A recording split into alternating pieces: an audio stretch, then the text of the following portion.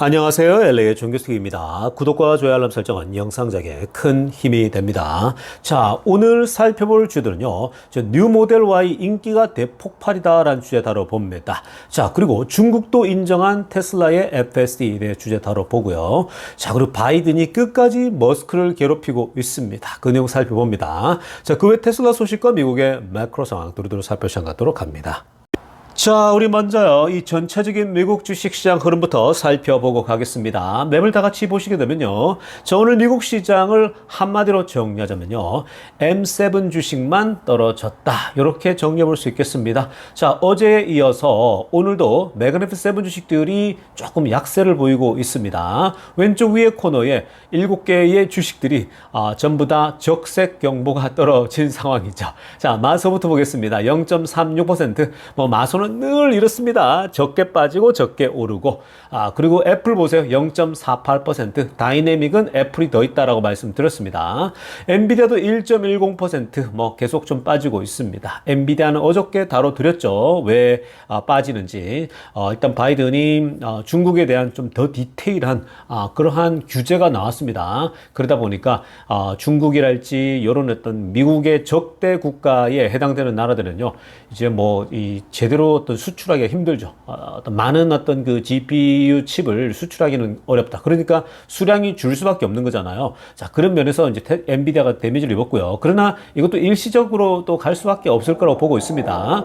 자, 그리고 아마존 볼까요? 0.32%. 오늘 다 비슷합니다. 구글 0.65 빠졌고요. 오늘 메타가 좀 많이 빠졌어요. 2.31%. 자, 메타가 좀 빠졌고 테슬라도 1.72% 빠졌습니다.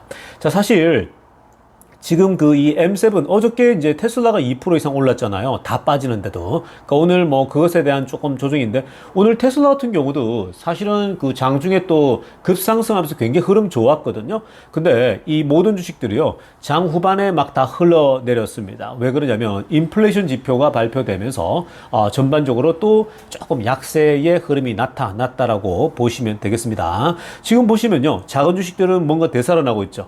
자, 여러분, 이 M7을 주변을 보세요. 작은 주식도 막 오르고 있지 않습니까? 그러니까 지금 이건 뭐냐면요. 지금 그동안 굉장히 저평가되어 있는 작은 주식들에게 또 몰려가는 거죠. 그래서 또 주가 올리고 난 다음에 다시 또 M7으로 돌아옵니다. 그러니까 잘 보시면 굉장히 재미나게 왔다 갔다 하면서 우상향하게 되는 거예요. 자, 지금부터는요, 미국 경제 상황과 매크로 상황들 몇 가지 체크해 보고 가겠습니다. 자, 가장 먼저 살펴볼 소식은요, 오늘 PPI 지수, 생산자 물가 지수가 발표됐습니다. 자, 위에 타이틀에도 나오지만, 전체 이 인플레이션, 즉 PPI 생산자 물가 지수가 예상치보다는 낮게 나왔다는 것에 안도를 했습니다. 실질적으로는 당연히 전달 대비 올랐죠. 그러니까 1년 전 대비도 올랐고요. 당연히 올랐지만, 다행히 이 이코노미스트들의 그 컨센서스보다는 조금 나았기 때문에 조금 안도한 거거든요. 자, 일단 실제 데이터 좀 보겠습니다. 자, 핑크빛으로 하려다 보면요. 자, 일단 기본적으로 이 전체적인 PPI 생산자 물가 지수가 3.3%가 나왔어요. 지난 11월 달이 3% 나왔거든요. 그러니까 좀 더 올랐죠, 사실. 그러나 예상치는요, 3.5까지 뛸 거라고 예상했어요. 다행히 3.3이 나오면서 조금 안도했습니다. 아마 이게 더 만약에 이 3.5처럼 그대로 나왔다라면요, 혹은 그 이상 나왔다라면 오늘 주식시장 더 무너졌을 거예요. 자, 그래서 3.3이기 때문에 오늘 약간 덜 무너졌다.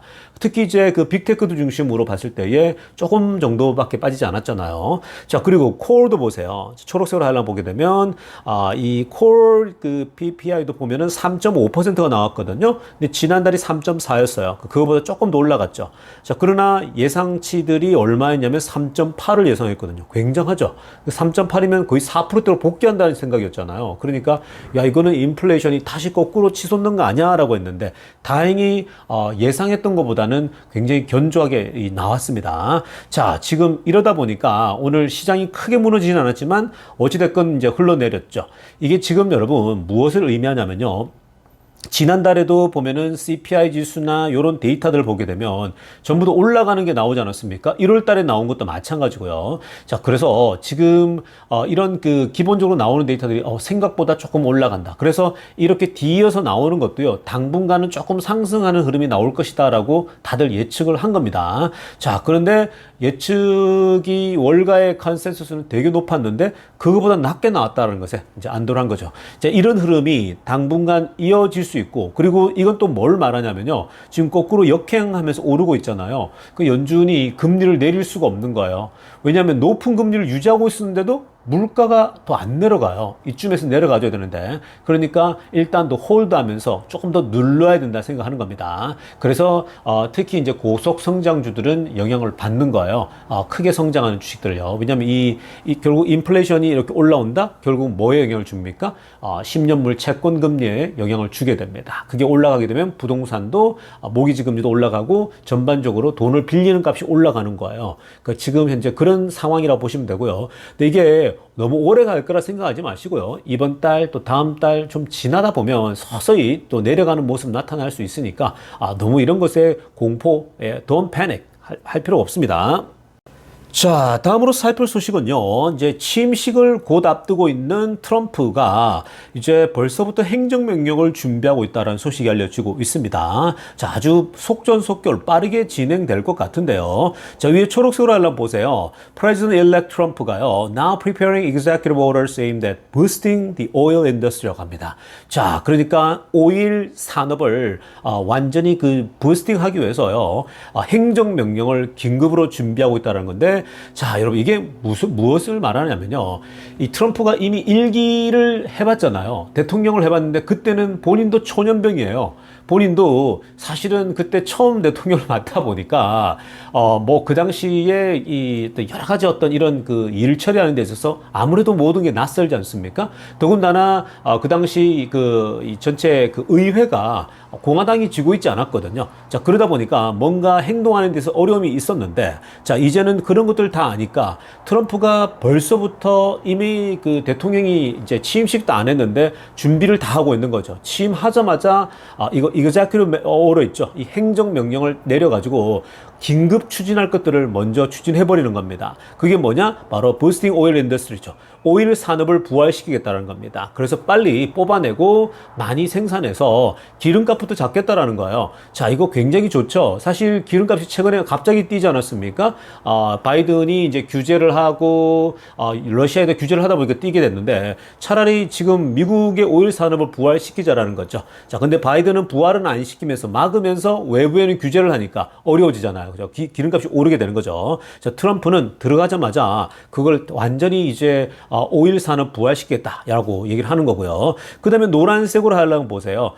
그리고 바이든 행정부가 해왔던 일부 정책들은 다시 원래대로 되돌릴 것이다. 뭐 전기차 보조금이랄지 뭐 이런 거 있지 않습니까? 이런 것들도 지금 이제 긴급하게 움직일 텐데, 자, 일단 행정명령으로 처리할 수 있는 거. 그러니까 그거는 이제 사실 이 전기차 관련된 것들 의회에 통과된 것들도 있다 보니까 쉽지가 않거든요. 근데 일단 행정명령으로 할 수 있는 건 오일 산업 부활이라는 점은요. 이건 기름값이 아주 급격히 안정될 수 있다는 겁니다. 자, 기름값이 안정이 되면요. 그리고 안정을 넘어서 더 밑으로 떨어지게 되면은 확실히 물가를 잡을 수가 있는 거거든요. 그래서 이런 부분들이 트럼프의 정책이 어떤 걸 만들어내는지, 그러니까 예상하고 있는 것처럼 월가에서 물가를 자극할 거다 그랬는데 이런 식으로 기름을 막 뽑아내게 되면 기름값이 떨어지면 일단 물가 안정이 큰 도움 된단 말이죠. 자, 그런 지금 현재 트럼프의 정책들이 어떻게 워킹할 것인지 그걸 계속해서 우리가 추적해 보는 것이 정말 재밌고요. 그리고 우리가 예상하는 것 그 이상으로 바뀔 수도 있기 때문에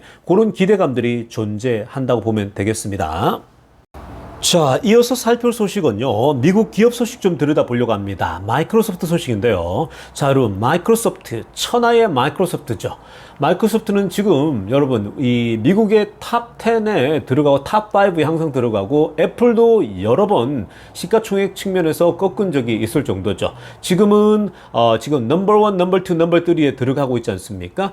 애플 다음으로 지금 현재 이 마소와 엔비디아가 경쟁하고 있는 2등을 놓고 경쟁하고 있거든요. 자, 그런데 지금 이 마소가요, 천하의 마소가 사람을 안 뽑겠다라는 겁니다. 그러니까 인력을 사실 말해서 이제 충원하고 해야 되는데 이제 그 고용 자체를 안 하겠다라는 거예요. 어떤 분야냐면 US 컨설팅 유닛이거든요. 그러니까 요런 영역에 지금 긴급하게 사람이 필요하지 않다라고 생각이 드는 영역이 있다면 추가 모집을 하지 않겠다라는 거예요. 그래서 Microsoft holds hiring in US consulting unit인데 자, 이걸 왜 이렇게 할까요? 이 이유가 뭘까요? cost cutting measure입니다. 당연히 비용 절감 차원이죠.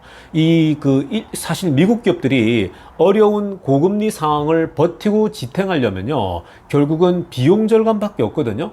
비용을 다뤄야 돼요. 그게 개인도 마찬가지고 기업도 마찬가지입니다. 자, 그래서 지금 이 기업들 마이크로소프트가 본인들의 회사의 한 영역에 굳이 이게 긴급하게 필요하지 않다 그러면 추가적으로 사람을 안 뽑겠다라는 거예요. 그러니까 이게 이제 비용 절감 차원에서 그런다고 하거든요. 자, 여러분, 이게 지금 실제적으로 그래요. 제가 지난주도 그 지인들 중에 들어보니까요. 특히 이제 그 실리콘밸리에서 과거에 뭐 구글이나 이런 데서 인턴으로 일을 했어요. 그러니까 뭐 미국에서 이제 뭐 컴퓨터 공학이나 사이언스나 뭐 이런 걸 공부해서 마쳤는데 이제 이전에 비해서 확실히 취업이 안 된다고 합니다. 그러니까 인턴도 하고 했는데 보통 그러면 이제 빨리 취업이 되는데 확실히 이제 그 이런 기술 그 빅테크 기업들의 취업 자체가 굉장히 더디 움직인다라는 걸 본인들이 느끼고 있다고 합니다. 그래서 지금 기다리고 또 기다리고 있는 그런 모습들이거든요. 그러니까 이런 현상이 한 2년 전만 하더라도요, 거의 이런 일이 없었어요. 뭐 거의 다 그냥 뭐 졸업하고 가면 다 잘 되는 분위기였어요. 더군다나 뭐 코로나 뭐 이 여간에 막 사람들 한참 뽑을 때 있었잖아요. 뭐 없어졌다가 갑자기 이제 생겨날 때요.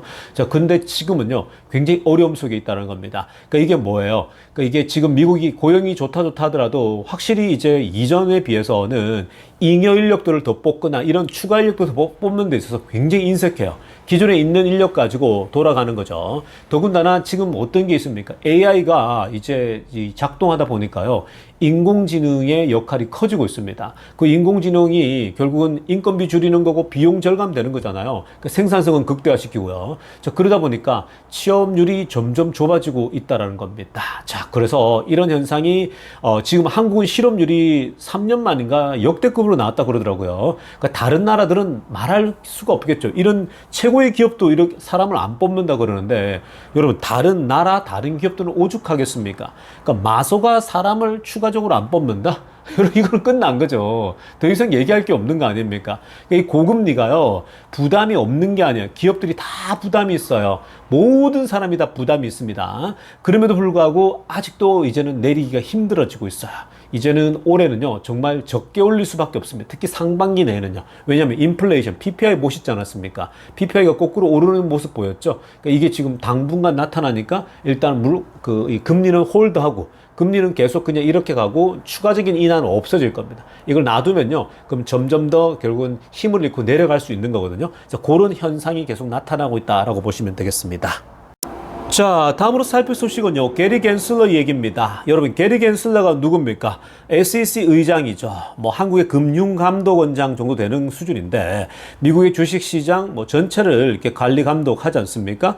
자, 근데 이 게리 갠슬러가 원래 비트코인과 관련해서 이런 코인 관련된 굉장히 규제를 많이 했습니다. 그러니까 기대와는 달리 굉장히 규제를 많이 했었죠. 왜냐면 이 사람이 이쪽 분야의 전문가였거든요. 근데 막상 들어서니까 뭐 달러 패권이다 이런 걸 지켜야 된다면서 뭔가 이제 굉장히 보수적 접근을 했거든요. 그래서 많은 코인러들에게 엄청 비난을 받았는데, 자, 그런데요, 지금 오늘 또 한 교수가 이런 얘기를 했습니다.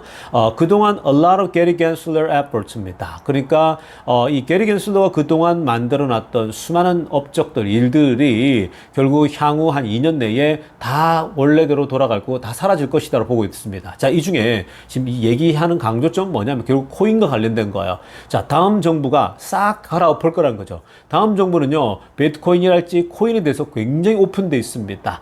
그래서 지금 뭐 비트코인 관련 주식도 트럼프가 들어오면요, 새로운 무브먼트가 또 생길 수가 있는 겁니다. 그래서 트럼프 시대는요, 이제 이 트럼프의 행정부 사람들이 워낙 코인에 다 열려 있고 본인들이 코인에 다 투자하고 있고, 그리고 비트코인 관련돼서는 굉장히 그 지식도요, 아주 잘 준비가 되어 있습니다. 여기에 이미 벌써 일론 머스크가 이 옆에 있지 않습니까? 머스크가 얼마나 많이 말을 해줬겠습니까? 이 비트코인에 대해서요. 그러니까 트럼프가 확신을 가지고 이를 추진하게 될 겁니다. 그러니까 어찌됐건 이전보다는 훨씬 열린 비트코인과 그리고 이런 코인 관련된 그리고 이제 또 규제도 훨씬 더 좀 더 이제 덜해질 겁니다. 자, 그런 맥락에서 투자자 입장에서는 또 비트코인 투자자 입장에서는 또 굉장한 이 퍼포먼스가 새로운 국면이 올 수 있다고 보시면 되겠습니다.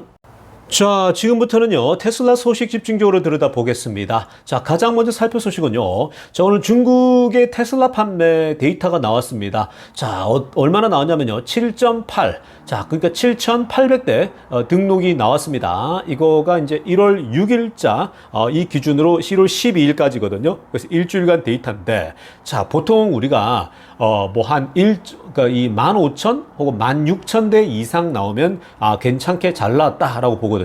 근데 이제 그에 비해서 7.8이면은 뭐 대략 한 절반 정도밖에 안 나온 건데, 자, 이것에 대해서 나쁘지 않다라고 하는 이유가 있습니다. 자, 일단 전년도 대비 first quarter 보면요, 25%는 올랐습니다. YOY로요. 그리고 quarter over quarter, 지난 쿼터 대비 이번 둘째 주는 29%나 상승한 걸로 나왔습니다. 그러니까 이 시작 지점에서는 생각보다 25에서 거의 한 30% 가까이 올라갔다고 보시면 됩니다. 근데 이게 중요한 게 아니고요. 더 중요한 건 뭐냐면, 이게 지금 이 중국에 있는 상황을 생각한다면요, 굉장히 이게 괜찮게 잘 나온 겁니다. 자, 왜냐하면 여러분들 그 모델 Y 알죠? 뉴 모델 Y 그 주니퍼라고 이른바 주니퍼라고 불리는 이 모델 Y가요, 이 사실 이제 중국에서 출시를 하지 않습니까? 근데 이 중국에 출시한다고 열리자마자 주문에 대해서 이제 주문할 수 있게 열리자마자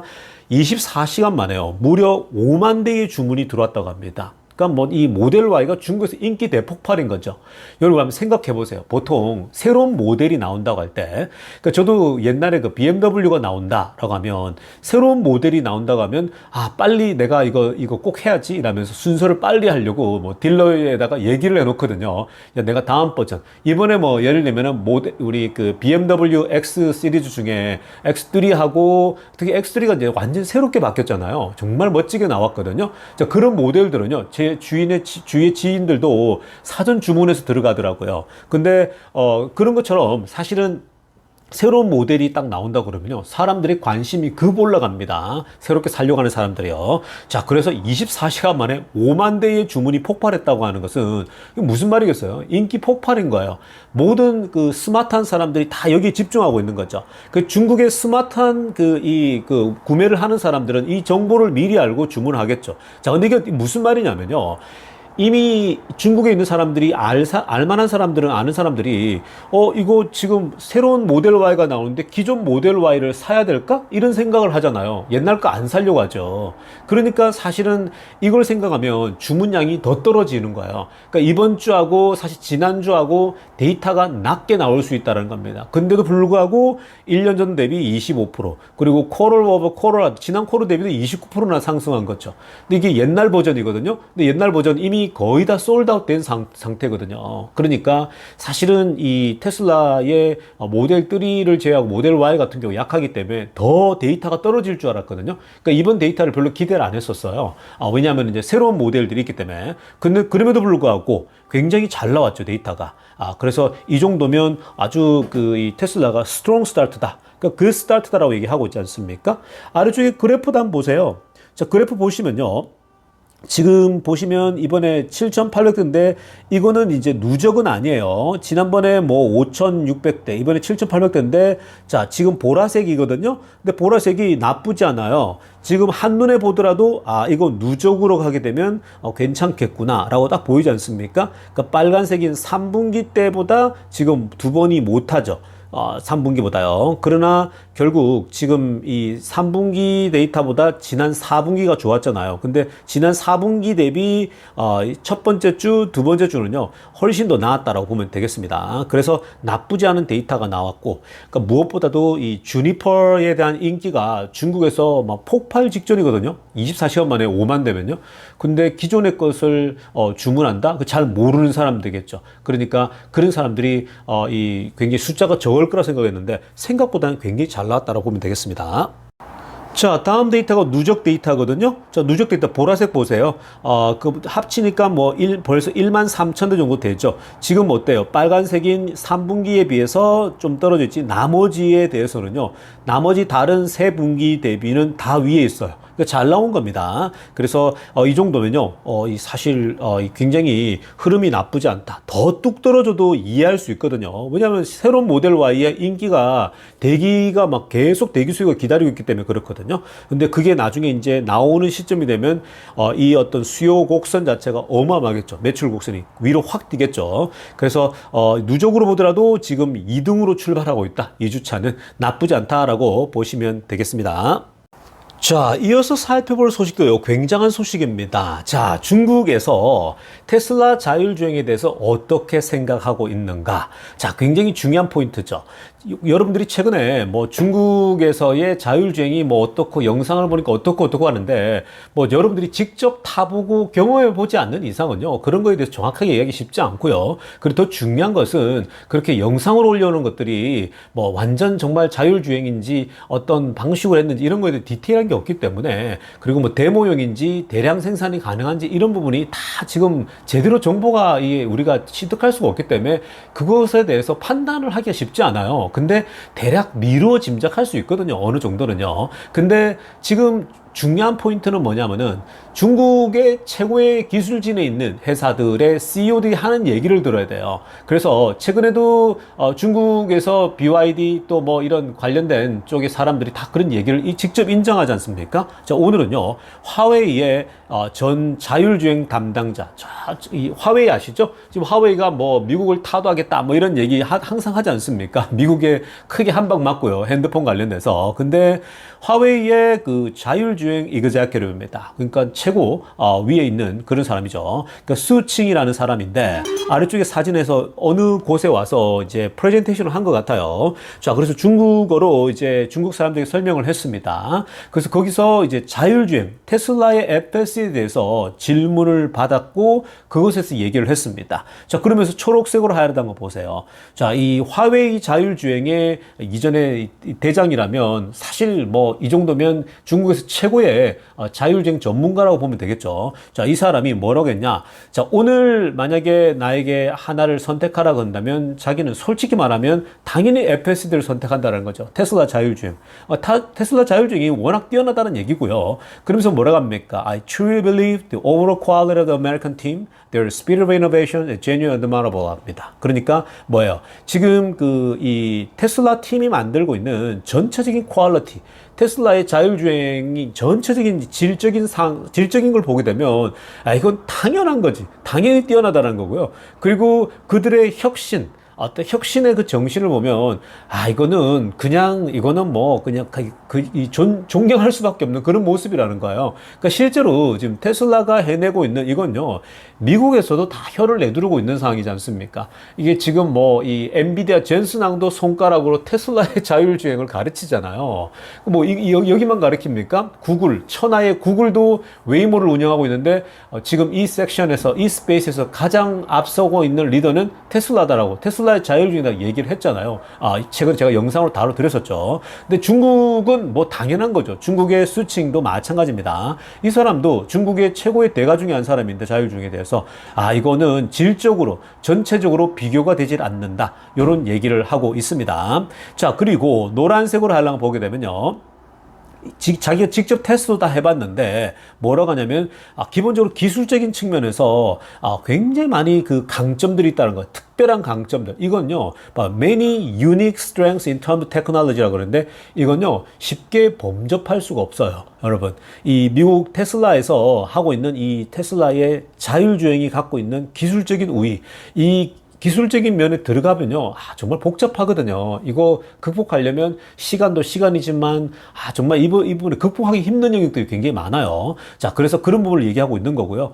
그러면서, 이 마진에 있어서도, 그러니까 지금 마진을 뽑아내는 데 있어서도, 이거는 훨씬 더 앞서 있다는 거죠. 이 마진이라고 하면은 중국도 자신을 가지잖아요. 왜냐? 저렴한 인건비. 근데 미국엔 인건비도 높아요. 그런데 마진이 더 좋아요. 그래서 게임이 안 된다라는 거거든요. 그 중국은 저렴한 인건비로 접근해야 되는데 월급도 차이가 나지 않습니까? 근데 또 불구하고 본인들이 마진에서 뒤진다 얘기를 하고 있는 거죠. 자, 그런 점들을 지금 이미 얘기하고 있는 거고요. 그리고 또 파란색으로 하이라이트한 거 보세요. Chinese competitors can learn from Tesla. 중국 경쟁사들이 테슬라로부터 계속 배우고 있다는 거예요.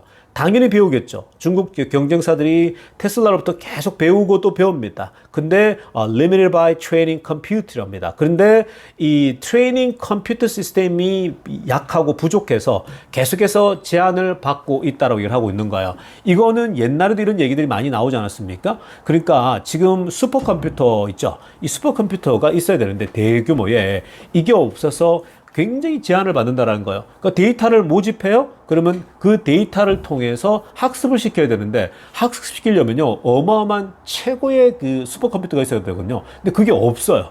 그런데 더군다나 뭐가 부족합니까? 지금 반도체 칩을 주지 마 이러는 거죠. 이 엔비디아의 칩을 공급하지 마 이렇게 현재 정부에서 얘기하고 있지 않습니까?